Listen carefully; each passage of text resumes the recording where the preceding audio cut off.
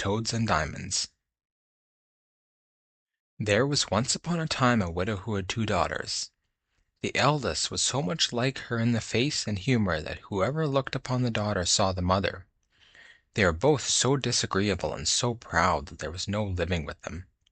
The youngest, who was the very picture of her father for courtesy and sweetness of temper, was withal one of the most beautiful girls ever seen. As people naturally love their own likeness, this mother even doted on her eldest daughter and at the same time had a horrible aversion for the youngest. She made her eat in the kitchen and work continually. Among other things, this poor child was forced twice a day to draw water above a mile and a half off the house and bring home a pitcher full of it. One day, as she was at this fountain, there came to her a poor woman who begged of her to let her drink.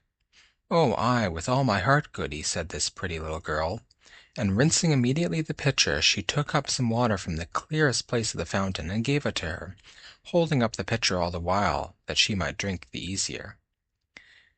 The good woman, having drunk, said to her, "You are so very pretty, my dear, so good and so mannerly, that I cannot help giving you a gift." For this was a fairy, who had taken the form of a poor country woman to see how far the civility and good manners of this pretty girl would go. "I will give you for a gift," continued the fairy, "that at every word you speak there shall come out of your mouth either a flower or a jewel."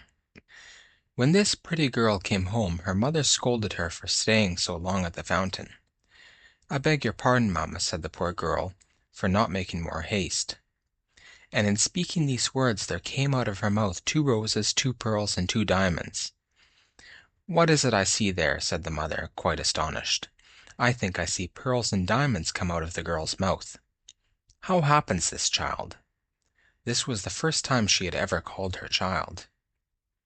The poor creature told her frankly all the matter, not without dropping out infinite numbers of diamonds. "In good faith," cried the mother, "I must send my child thither. Come hither, Fanny. Look what comes out of thy sister's mouth when she speaks.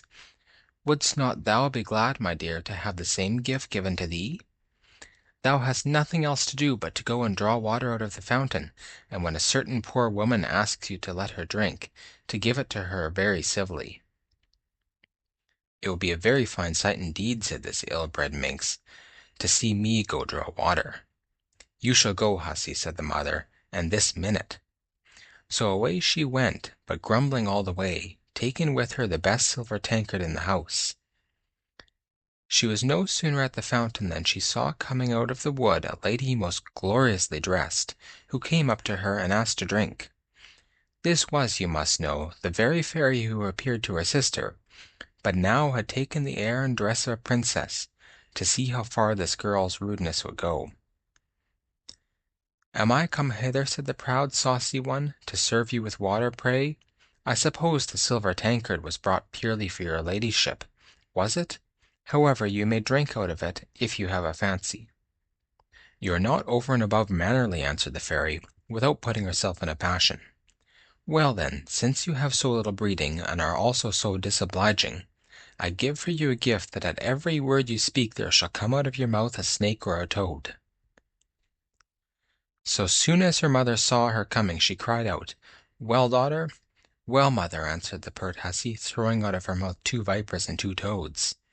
"Oh, mercy!" cried the mother, "what is it I see?